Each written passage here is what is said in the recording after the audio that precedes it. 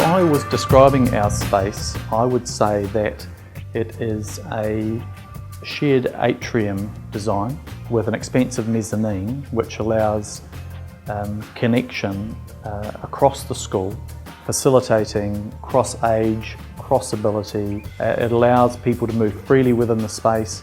I think it also physically conveys some really strong messages about transparency. The glass is there, but that transparency of practice, transparency of purpose, our children being able to see each other at work, colleagues being able to see each other at work.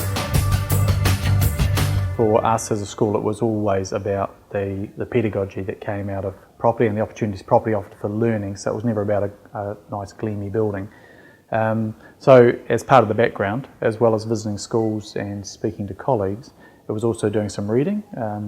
People like Nair's work, some of those North American architects and some of the work going on in Australia. I think another element was reflecting and saying, well, that's great for that context that I'm reading about, but how does that work in our place? And so that then became part of a long-term development strategy with the whole staff and everybody doing some serious learning about space and what space has got to do with children's learning.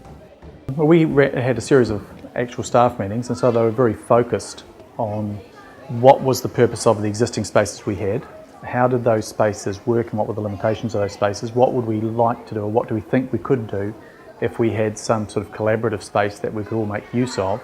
We talked about simple things like glass. What was the purpose of glass? What did it represent philosophically, but what was its physical characteristics and how would these impact on learning? We considered also the work we were doing, because that was part of our journey. What can we do with our existing spaces? And we were already experimenting with existing classrooms. You know, how can you use that little rectangle in ways that allow children to have some sort of sense of agency in their own learning? And so we were able to tie that initial work into the possibilities that a modern building offered. Seeing the way space is actually a promoter of agency. Space isn't somewhere where you can go to do something different. Space is actually something that offers you the opportunity to actually consider the choices you're making as a learner. The reason I want to work in that place is because this is an independent task. The reason I want to work in that place is because I can sit there comfortably with 3 or 4 others and undertake a problem. I think the other thing I like about our building in terms of that is that nothing has a set purpose.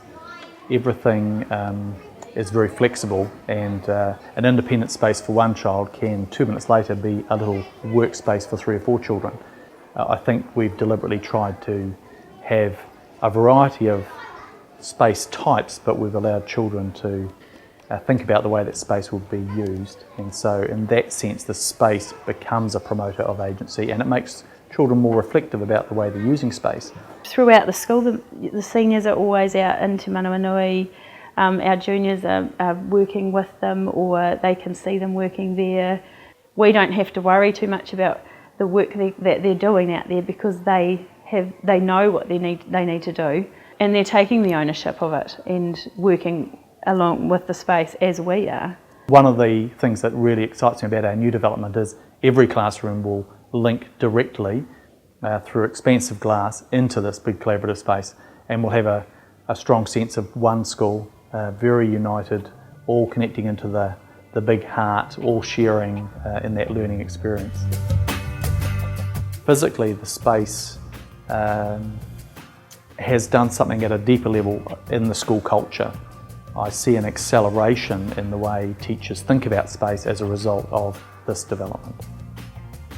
I think it's totally changed my way of thinking as a teacher for being 4 years now. I don't use my classroom as a classroom. It's not my classroom.